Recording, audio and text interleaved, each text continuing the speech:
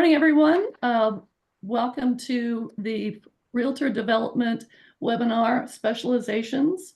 We'll be talking about different specializations that are available to you as realtors.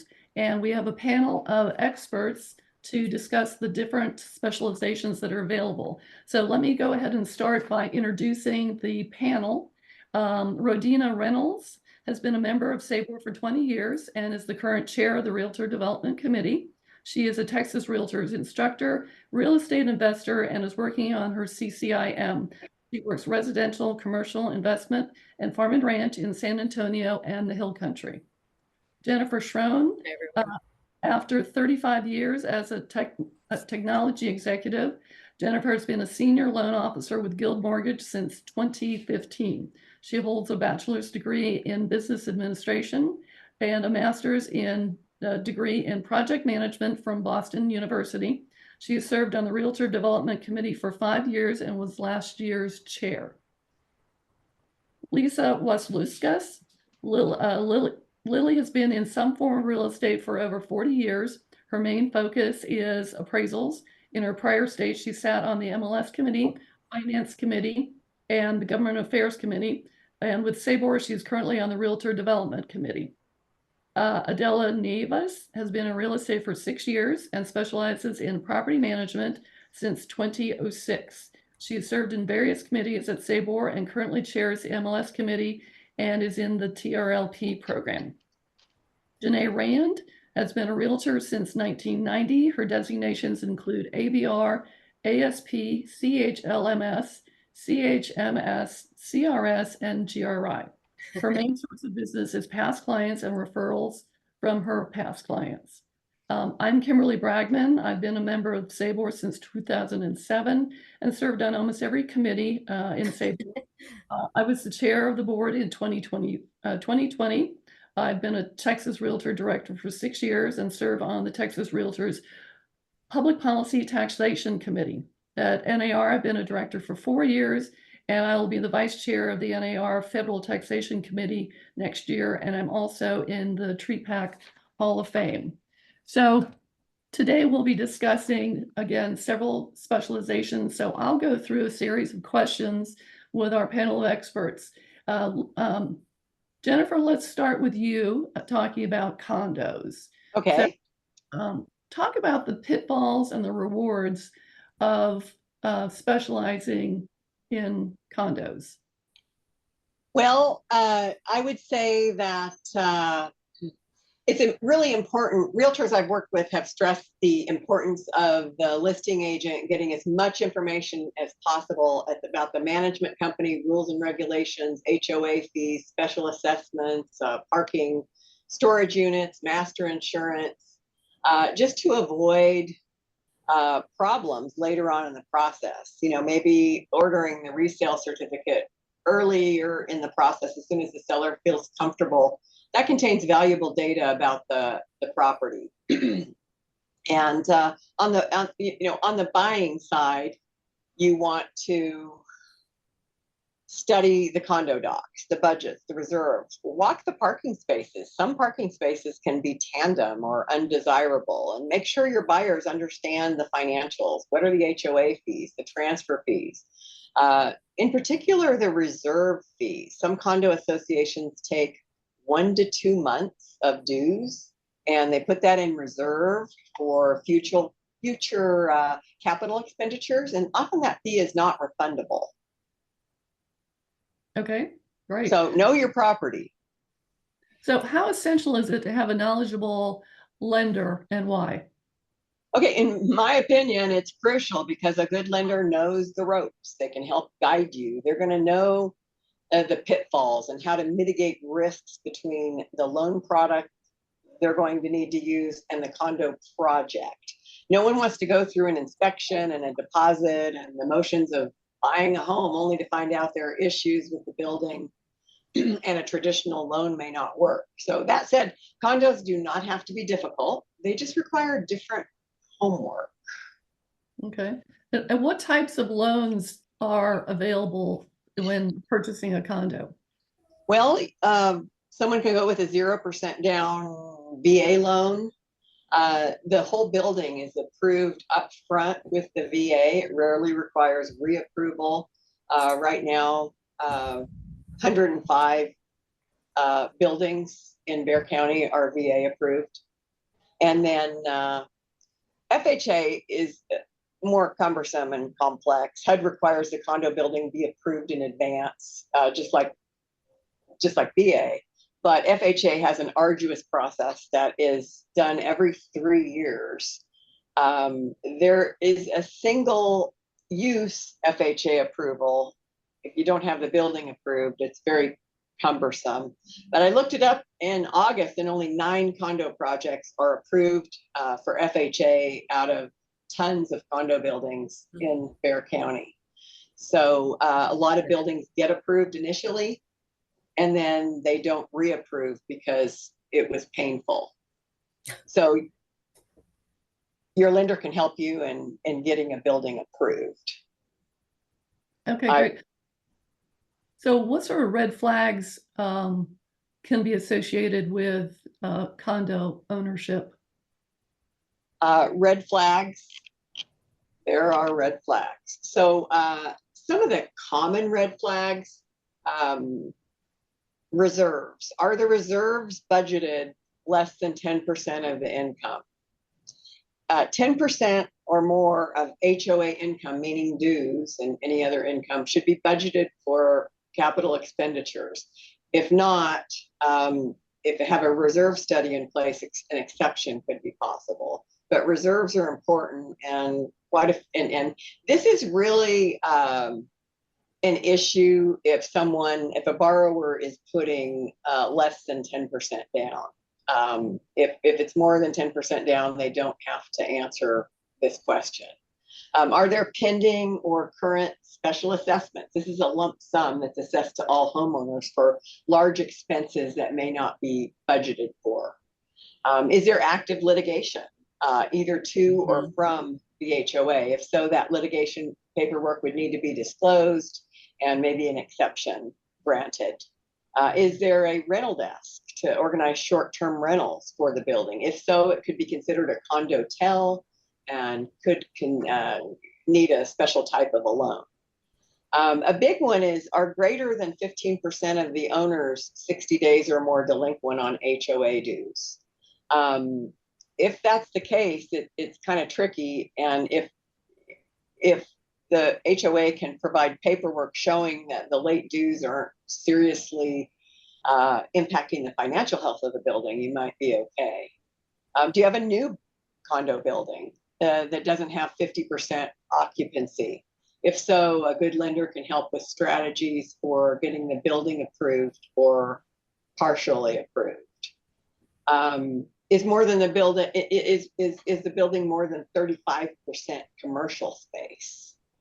So yeah, a lot of red flags. And I might also mention that for the conventional loan, less than 10% down, there is a much longer lender condo questionnaire that the HOA will need to answer. 10% down uses a short one-page questionnaire. So the longer version gets into a lot more digging into budgets, reserves, legal, and management activities. Okay. And is there also a question about how many owners own more than one of the properties, meaning a certain percentage? Is that a red flag as well?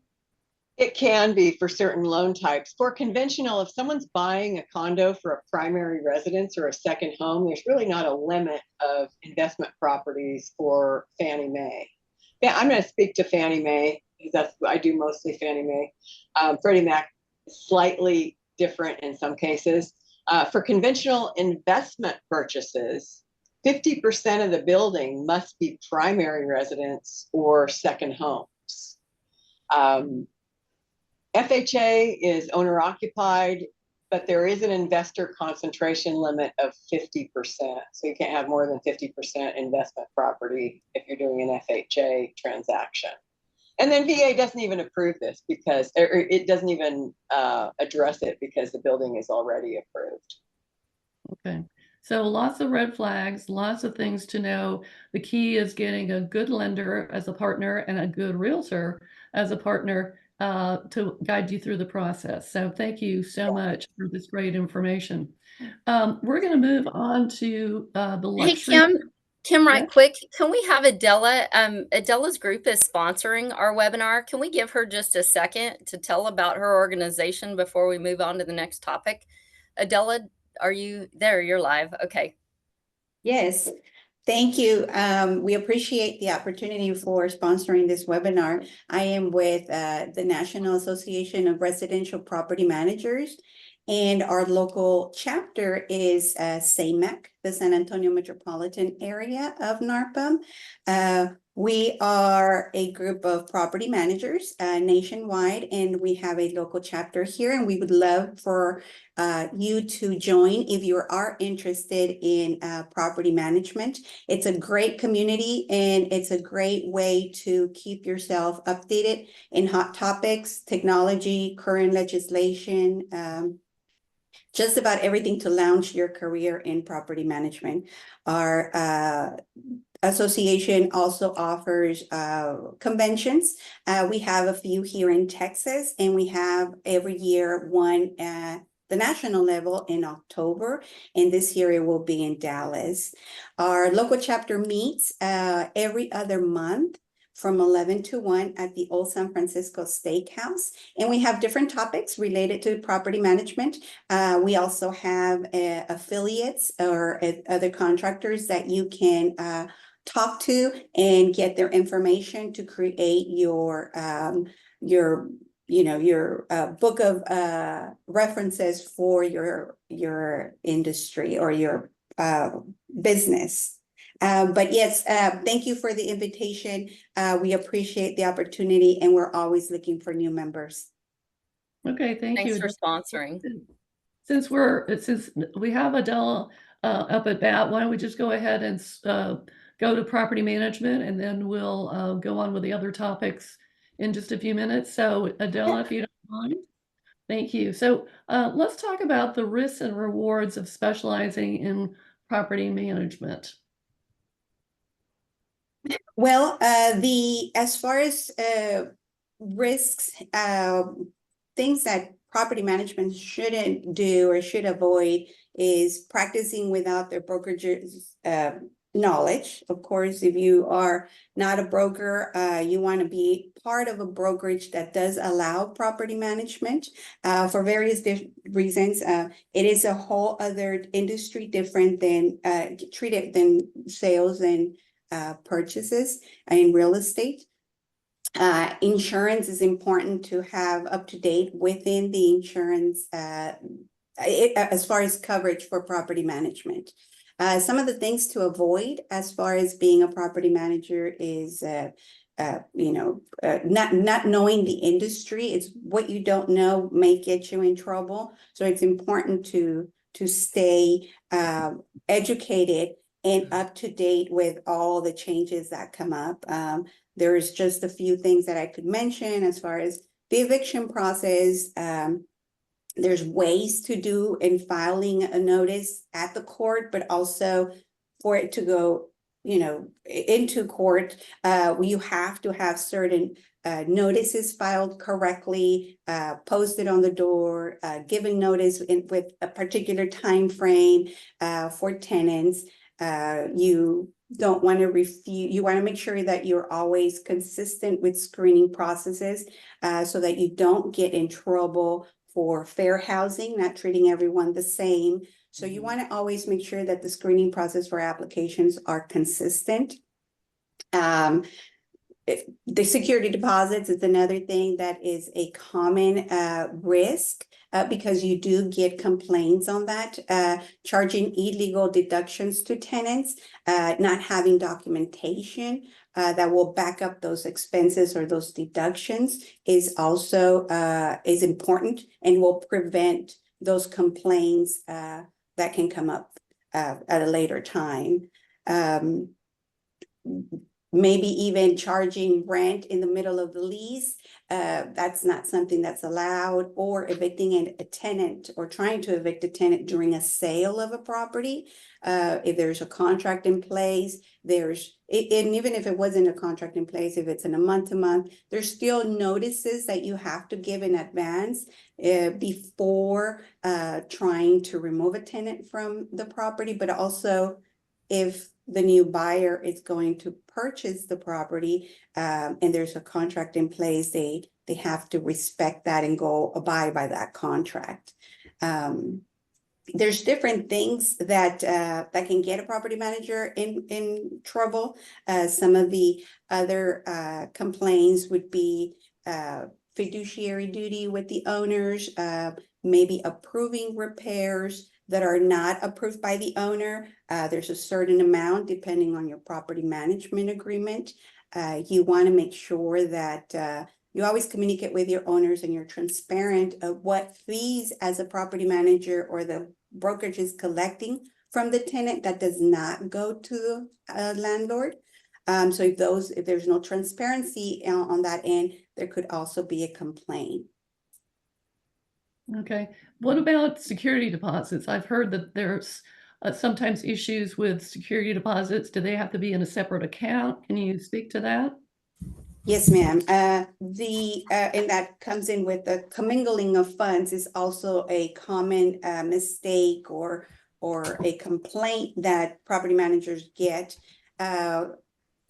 There's your rent amounts need to be on one account, and security deposits, if you collect them, need to be on a separate account, and those cannot be mixed. And you want to make sure that those funds are always kept separate than your usual operating account, which would be typically your rental income, where you pay your owners and these expenses for repairs go out, cannot go or cannot commingle with the security deposit account, because that money is owned by the tenant, or you're holding it for the tenant. At the time of the move out is when that can be brought into your operating account. And again, there's a process once a tenant gives notice and you're ready to distribute or disburse the security deposit and start accounting for it, then that's when the money can be transferred, but no other time before that. Okay. And we've talked about some of the pitfalls. Let's talk about some of the rewards of being a property manager. Yes, there's lots of rewards. I've personally have done it for a while, and it's a great opportunity for you to create your own business. You as you get busy and you start getting referrals and creating a network with agents and in NARPM, as you start creating connections with other property managers, you start building your company, and later on you might grow to where the point where you've got leasing agents, accounting department, maintenance departments. So it's a great and fast way to grow in this industry. It's always on demand. Just as we have buyers and sellers, we also have a lot of people that first start with a rental property, renting first, getting their credit ready before buying. So rental is always on demand. We are military city, and we do have a lot of turnaround with our military personnel, where they come in only for a particular time. They either rent or they like to purchase and then move the PCS to another area or for another job, and they leave the property without selling, because it may be not the time of selling, or they actually are looking to keep it as an investment. And that's when property managers come into play to help them manage it while they're away, if they're deciding to come back or later sell it. So creating a referral network will definitely create a great business for you. And the sales become your property management business, tenants become your buyers. And so it's a pretty good business when you start working that way. You can definitely leave your business it, to family if it turns to be a great turnout for you. And it can be a very comfortable lifestyle if you set up the business properly with processes and procedures in place. It will just about run on its own with overviewing, and it can definitely be very profitable.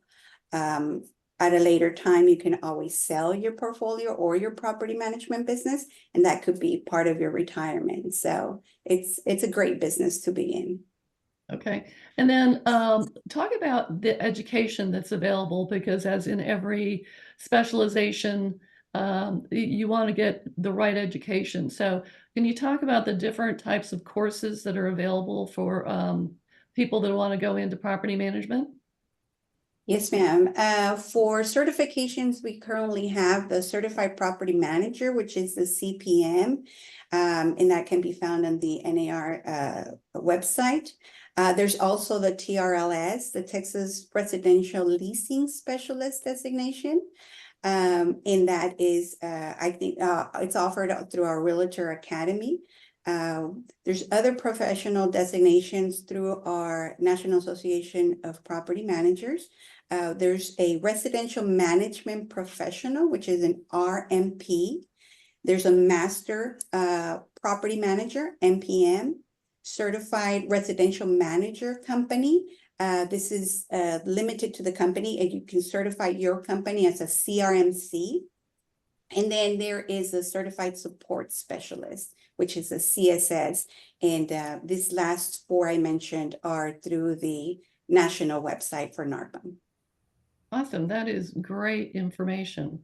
Thank you so much.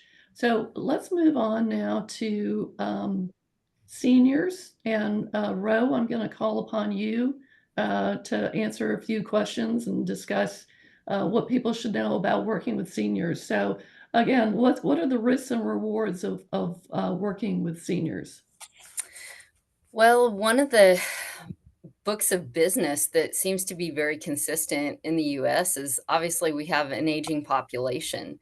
As boomers age, we're seeing them maybe go into assisted living or downsize or move into condos or, move near relatives, something like that, to be near their grandkids, or we're seeing a lot of movement. So if you think of the population segments, roughly 20-ish% of the generational portions, 20-ish% are boomers, 20-ish% are my group, Gen X, and then we've got maybe 22-ish% are millennials. So if you look at those big population segments, and the remainder obviously is the silent generation, which are much older Americans.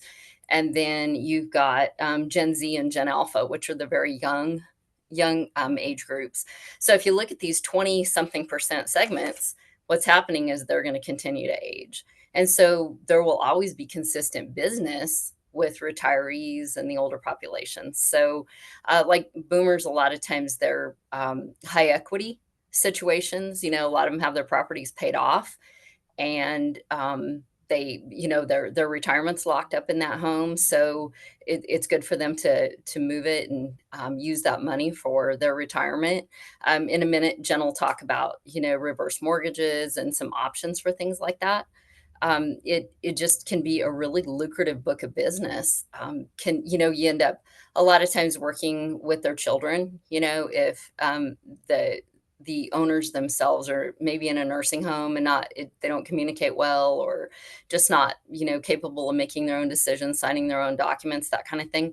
So a lot of times you're working with their kids. Well, you build a rapport with their kids, and before you know it, there's a book of business, with their relatives and, all of the people that they know and their neighbors. And so it can be a really wonderful network of a book of business. So lots of upside to it.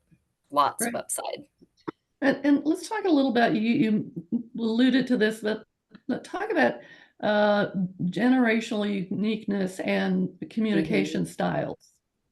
So if you're dealing with the older homeowners themselves, a lot of times they're not particularly tech savvy. My mom she'll be 82 in October, and she still uses a flip phone, right? My mother doesn't even she has a Kindle, but she doesn't have an iPad. She doesn't use a computer. She never will. My dad never did either. So they come from that generation where everything was done on paper. Things were done by hand, face to face. A lot of boomers have a tendency to want to be face to face. I get wet ink signatures a lot with my older clients, and I allow about double the appointment time with them because they want to have coffee. They want to visit with you. They want to know about your family. They tell you what's going on in their life, and they're retired and sometimes bored, and they're excited to have you come spend some time with them. So they like that personal interaction. It's very different than, say, dealing, with the Gen Z or a millennial where they're just like, DocuSign it to me, I don't want to hear the details. Give me the baby, not the pain. Boomers really do want to visit with you about details. And so it's a little bit different approach to the time and energy that it takes, but it's so rewarding. Like they're just, I really enjoy my older clientele, and just love to see them get moved to the next stage of their life. So their needs are different. Their needs are very different. I feel like it takes a bit more time out of your day, but it's certainly worth it. You certainly have a different set of trade partners, maybe than, say, Adela would use in property management. You'll deal with attorneys a lot. You'll deal with accountants a lot. They want to know what their tax liability is. I'm dealing with that on one property right now that these folks have owned since 1979 and built their house in 1980. Capital gains, things like that, estate sales, junk removal, remodelers, how to deal with powers of attorney. I mean, you really need good trade partners that are comfortable dealing with probate and just all of the things that sometimes I'll see where we've got probate stacked on probate, stacked on probate. So we have to clean up one before we can even get to the next one because they've had multiple deaths in the family and never actually probated the wills. So sometimes you're unwinding years and years worth of whatever happened. They have quit claim deeds and all sorts of interesting things going on with the property that maybe wouldn't happen in other transactions. But if you have great trade partners, I'm with Jen, the value of having knowledgeable people involved in the transaction is worth its weight in gold. So those probably are the main differences. So talking about trade partners, let's talk about family dynamics and power of attorney, probate, affidavits of heirship. Affidavits of heirship. Yeah, there's so many different moving parts in because sometimes you'll have one the living spouse, you have a decedent and we're trying to decide if there was a will and if it was probated or if there's a trust. A lot of times you end up getting into kind of the intimate pieces parts of their life, but you get to know them very well. And if you build trust and rapport with them, some of them that maybe they don't have kids or they don't talk to their kids or their kids aren't around, it's just you and them, right? They need you. They really need you to help them unwind. All they have is this file with all of these papers in it, and they're not sure where to go, what to do. So you end up really being the hands and feet.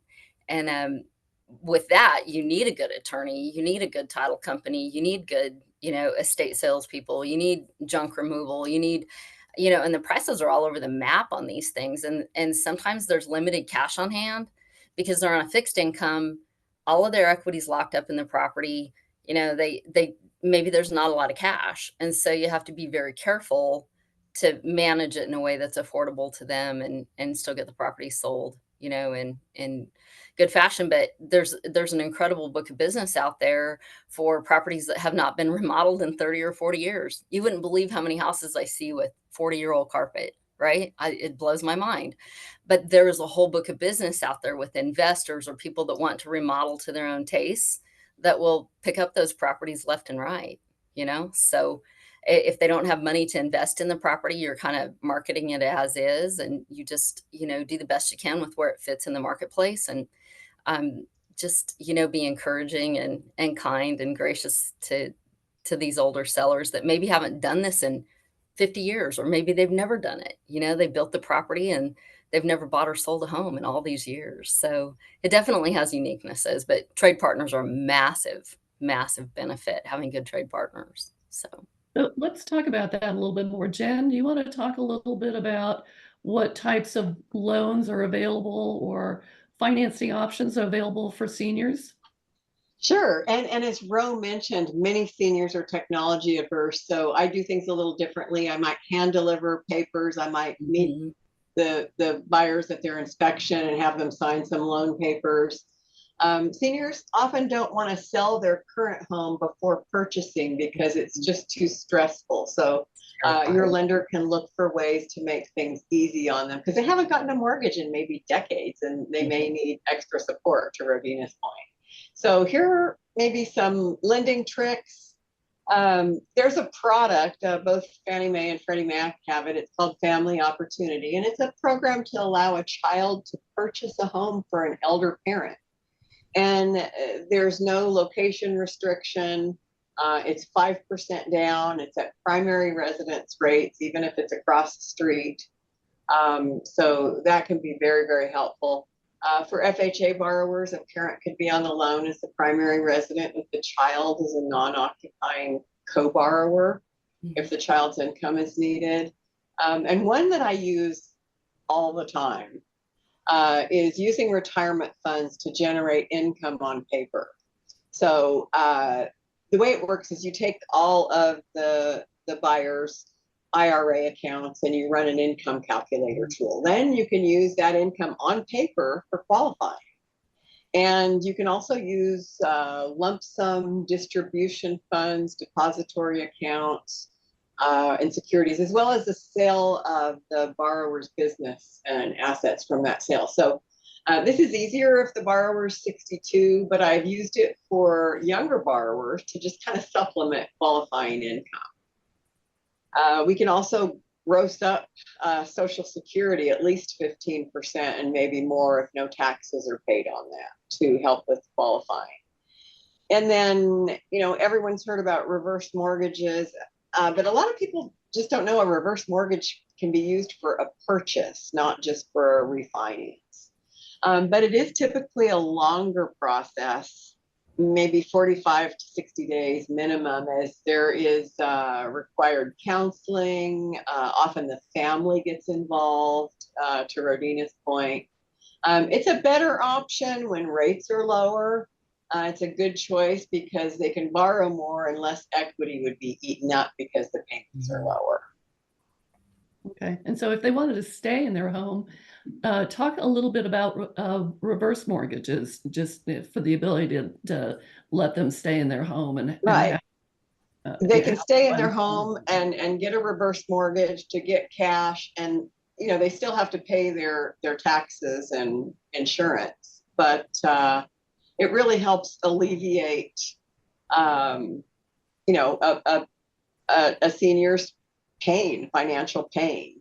You know, maybe they just haven't saved for retirement, as many haven't, or maybe they made a bad investment. But there are many reasons why it could help them stay in their own home. Okay, great. And let's talk a little bit about education. Ro, tell us about what sort of designations and certifications are available if you want to specialize and work with seniors. So there is a senior designation that you can get. It's super helpful. I think you're just dealing with a different segment of the population, and it kind of speaks to their unique needs and situational things like probate, things like affidavits of heirship, things like power of attorney. A lot of things that maybe we skim across those in normal everyday transactions, but they're just much more prevalent in any kind of senior or retiree or estate situations. You know, sometimes, you know, both have passed, or I've had situations where one spouse is in a nursing home and can't communicate well, and title won't let them sign their own documents because of capacity situation. And I'm dealing with nieces and nephews or grandkids or something like that. I mean, literally, they're like, we've taken everything we want out of the house, clean out the house, and send us the bill. Seriously, like they never come back, and they live 10 states away. So a lot of times, I don't even necessarily see these people face to face that are helping me finish the transaction. Like everything's done with mobile notaries, and it's just a unique situation. But being educated in things like probate, things like affidavits of heirship, understanding trusts and wills. I think just even individual classes on those things matter greatly along with the designation. So the more you know, knowledge is power. At the end of this webinar, Realtor Development is always really, really good about giving you resources. And we will have slides on each one of these topics with courses and designations and trainings that you can get, because obviously our entire committee is about training and education and good information that's timely with whatever's going on in the marketplace. So at the end of this webinar, we'll have, you know, a list of all the different, I know Sabor offers some really great classes. Realtor Academy is terrific with that. You can look at the Texas Realtors level. I'm an instructor for Texas Realtors. You can look at the NAR level for, you know, different designations and certifications. I know earlier we mentioned, let's see, on condos, Jennifer, we were talking about this, I think, with the director of the Realtor Academy, that we don't have a course for condos yet, right? No, But we we don't. recommended, yeah, we recommended to her that one be added. So we, as a committee, have recommended that be done. And the whole reason, the point of these webinars is very much to encourage people to get as educated as possible, so that we're really, you know, this incredible resource to the buying and selling public, no matter what this segment of the market is. So anyway, yeah, we'll have those slides at the end. But I just feel like a senior book of business, you know, estate business, probate, it's a really good, consistent book of business, because we have so many people in those aging sections. I mean, I turned 56 on Monday, you know, 10 years. I'll be retiree. Really? Like, I still feel 25 in my mind, right? But we're seeing the population age, and those segments of the population are incredible property owners in the United States. I mean, they own massive trillions of dollars worth of property. Someone needs to move that, and it might as well be us, right? Right, and as always, it comes down to competency, and it's part of our Mhm. fiduciary responsibility. So always get education. Thank you so much. Absolutely. Let's move on to discuss the luxury market. And Lily and Janae, I'm going to call on you to talk a little bit about the luxury market. Janae, you want to talk about the differences in marketing luxury properties? Janae, I don't know if you can hear us. Because you're muted right now. Okay, we'll come back to Janae. Lily, I'm gonna skip over to. Okay, can you hear me now? Yes, okay. Did you hear? Okay, sorry. Okay, first of all, let's just talk a little bit about the market itself in luxury. The inventory is up 23%, sales are down 12%, and the price per square foot is down 3%, and days on the market has gone up to 33. When you're working in the luxury market, education and staging are key, but you can use staging at any price point. The designations that I have and that I highly recommend, the first one is accredited staging partner real estate agent. It's available in a 1 or a 1.5 day course. It covers how to use staging as a key listing and marketing tool. And the cost on that one is from $175 to $250. Then they have their luxury home marketing course. It's for real estate agents, stagers, and designers. It's on a Hyra Pro platform that's it's on-demand education. It's a 3-hour course, but it actually does take longer than that. It covers how details matter in staging, how to source items for staging high-end properties, the mindset of luxury clients, and how to market to that client. I'll go into a little more detail on another section on the client mindset. The price of that course is $325. One of the instructors in that class is Debbie Boggs. She's one of the owners of By Design, located here in San Antonio over on Fredericksburg Road. It was so much fun to see some of their projects in San Antonio in the class. The next one is Certified Home Marketing Specialist.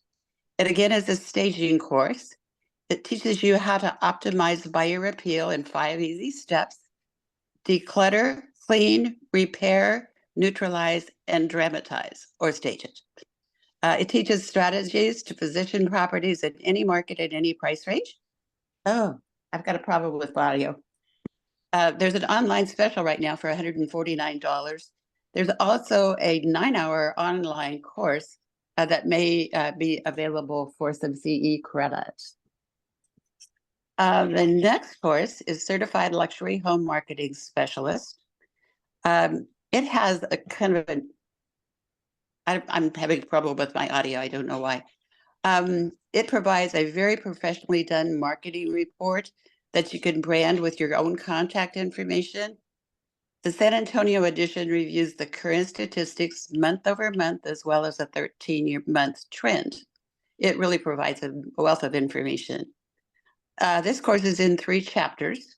The first is understanding the high net worth client. The second is giving your marketing a makeover. And the third is, again, staging in your marketing. I believe the first is the most important, understanding the high net worth client. We need to understand their motivations. Some of the things you need to remember are that there are 8 tiers of wealth, from the affluent, having $1 million, to billionaires. So they all fall within that range someplace. Luxury clients value experience of lifestyle and location. They have options. Wealth brings the privilege of choice. It could be a second home, not necessarily, they're not going to be living in it all the time. They may include influences in making during the process. It could be an attorney, a family or friends. And I added, and hopefully their realtor. Some of the other things are not all clients are the same. They don't want the same things or spend money in the same way. There's old money and there's new money. The old money tends to be a little more cautious with their spending, but the new money spenders are usually self-made. They may want something a little more flashy, and they're less conservative with their spending. This course does require that you have current closed sales at or above the qualifying price, and it needs to be in the top 10% of the market. There are several ways to do this, and it can be done before or after you've taken the course. This one's registration fees are from $545 to over $600, and the renewal dues are $295 a year. So those are the ones that I have and that I highly recommend. And if you have any questions, please put them in the chat box and we'll get back to them. Thank you. So Janae, let's touch on what qualifies as a luxury property. What sort of price points are we talking about? The top 10% of our market, I just did kind of a quick search to see. My office is in Stone Oak, so I did map area 18 and 1803 and compared them for 2 years. And the interesting thing was, in the past, from 23 to 24, prices went up, but the days on the market also went up. So I could think that we're kind of seeing that same thing on our total market. Okay, great, thank you. Jen, I'm going to skip over to you and talk about jumbo loans. What should we know about jumbo loans? Let's see. Well, across Texas, jumbos are for loan amounts over 766, 551. Higher credit scores generally required probably at least a 680. Jumbos typically have a lower debt to income ratio. That's because of the increased risk. An important consideration is how much the borrower has in reserves. Various jumbo programs are going to require anywhere from 6 to 36 months of principal, interest, taxes, insurance reserves. Depending on the type of loan, it might be less for a primary home, more for a second home, more for an investment home, more reserves for 3 to 4 unit properties versus 1 to 2 unit properties. If the borrower is a first time home buyer or self-employed, I had one in California where I'm also licensed, where it was both. So we had to pile on the reserves for the program we were using. Some lenders allow retirement assets to be used for reserves, but some require liquid assets only. So I think it's important for the lender to look and see upfront, you know, what's the likely program you're going to use and what are the reserve requirements, because you don't want to get down to the end of the transaction and realize you're short on reserves and all of that. So, and gifts cannot be used as reserves generally. Now, gifts are allowed on most jumbo programs for down payment and or closing costs. And Lily will, I assume, speak to this, but depending on loan amount, some programs will require 2 appraisals and maybe over the couple $1 million mark. I had two appraisals required. The last thing I'll mention is recasting. Recasting is an important tool some lenders allow. It's particularly helpful if a buyer has a house to sell after closing and the buyer wants to put the profit from that sale toward the new mortgage. Well, recasting allows them to do that, but also get their payment lowered, just like they put down the large payment in the first place from the sale. So it allows buyers to make a large principal payment with the loan being recalculated at the same terms while the payment gets lowered. So my realtor partners sell on recasting all day long because a lot of people don't want to have to refinance to get their payment down when they make the large payment. And recasting, most jumbo programs, there's a anywhere from $250 to $500 fee, I would say, to do that. So those are just a few jumbo tidbits. And are rates typically higher with jumbo loans, or? Well, during the COVID era, we had a lot of 3 and 5% down jumbo loans, and rates were lower than a regular conventional loan. Now they're closer to being on par with each other. Okay. And then talking about that recasting and selling the other property, is that other property going to require an appraisal before they would qualify for that type of recasting? No, they would do the recasting after they sell the house. They take that big pile of money and put it down on the new mortgage, just like they put it down in the first place. It might be 6 months later, 8 months later. And it just allows them to get their payment lowered and plan for retirement, especially with older borrowers. It's very important. They're getting ready to retire. They don't want a great big payment. They don't want to have to refinance. So recasting is a great solution. Okay, terrific. So Lily, we saved the best for last. So talk to us about appraisals when it comes to these luxury properties. Is it difficult? You know, what are the challenges? They're not necessarily more difficult, a little more time consuming. Sometimes you have to get creative with your comps. That's why it's, me as an appraiser, I strongly encourage that when I do appraisals that you meet me out there at the property, you have an appraisal packet ready for me. Help me understand how you got to where you got on your pricing, so that I can kind of follow that. Also a list of options and things that the sellers have done to the home, especially things that you can't visually see with the eyes, like upgraded electrical, extra insulation, things that are buried and hidden. I mean, most of us can pick up on, you know, the high-end appliances, the high-end cabinets, countertops. Those are easily visible, but some things aren't. So it's really important to have a list of things that have been done to the house. And if you want to include a cost sheet in with that list, I take those myself. There are times I've even thrown a copy of that into the appraisal report. Pictures, lots of pictures. You can't have too many pictures in the MLS for these high-end homes, especially when we're trying to match some kind of unique features with the home. Okay, terrific. We're getting towards the end of our program, but we do want to leave some time for question and answers. So if you have a question for any of the panelists, please throw them in the chat box. We did have one question earlier, and this is going to be directed to you, Jen, regarding does it take longer?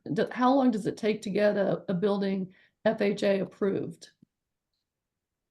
I usually allow 60 to 90 days, just because it just depends on, does the HOA building have a property manager, or are you dealing directly with board members who have other lives to live?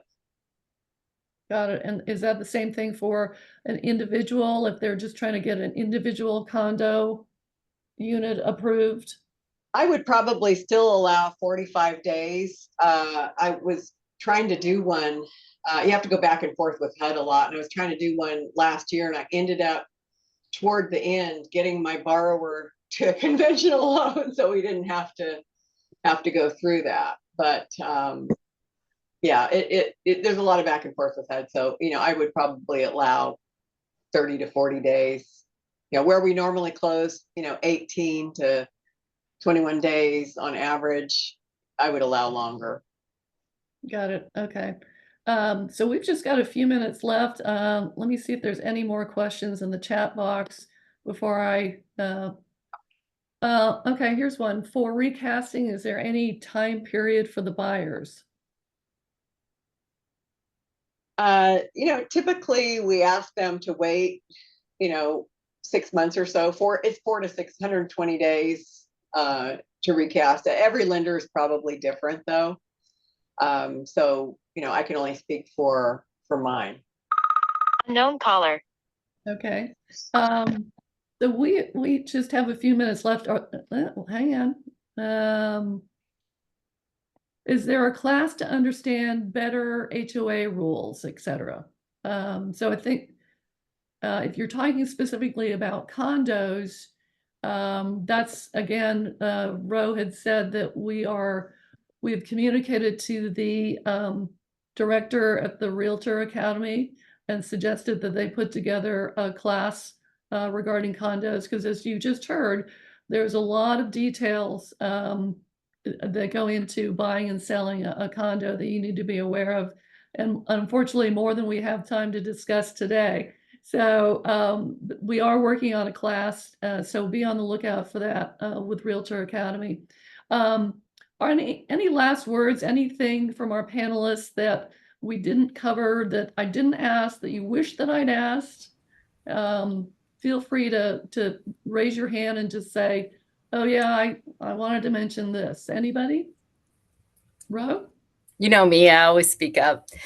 First of all, Adela, thanks again to NARPM for sponsoring. Anybody interested in property management, Adela's information will be up on, held on the final slide at the end, so anybody can get the contact information. Please reach out to any of these panelists. We're here to help. We actually love to hear from you. We love to network with you. So we're all in this together. We're all headed towards the same closing tables. So please reach out to any of these people if you need any more information. Obviously, we have a really good appraiser. We have a really good lender with us. We just have a Kim, you are such an incredible resource. Thank you for helping us today. And we're just grateful to have you on our committee. But I would say, remember when we were baby realtors or newbies at what we're doing, we didn't know, these things didn't come naturally to us. Our experience quotient and our education have gotten us to a point that we can handle, this different subject matter. So don't be afraid of these things. Educate yourself, surround yourself with good people, and you'll be working these books of business in no time at all, and it'll feed on itself. It will grow. It'll be a self-fulfilling prophecy if you get started. So if you're interested, definitely reach out to any of these people on their certain topics. So that's all. And this is being recorded, so it'll be available on the Sabor website. Adela, did I see you raise your hand? Yes, I just wanted to make sure, just like Ro was mentioning, keeping yourself educated is very important. And just like farm and ranch and other parts of our industry, it's got its own, it's a whole other game if you don't know what you're doing. So same with property management, I would encourage everyone to get informed. Don't just think that you are out there collecting brands and doing, light bulb changes or changing out a door. There's a lot more to it. And I encourage you to participate in any of our any of our meetings. Please, you're always welcome to our meetings and to provide information. But yes, always introduce yourself to information before you try anything. Gets you out of travel. Especially in your specialization, Trek gets a lot of complaints when it comes to property management, and so does HUD when it comes to discrimination. That rental properties is probably the highest number of complaints that they get in terms of discrimination at HUD. So it's just critical that you get educated. And again, as you said, make sure your broker approves of you doing property management, because there's different E&O insurance that goes along with property management than it does with residential sales. So yeah, make sure that you get your broker involved and get approval from them, and get educated. As always with any kind of specialization, get educated. So we have just 3 minutes left, but I think that we'll go ahead and wrap up.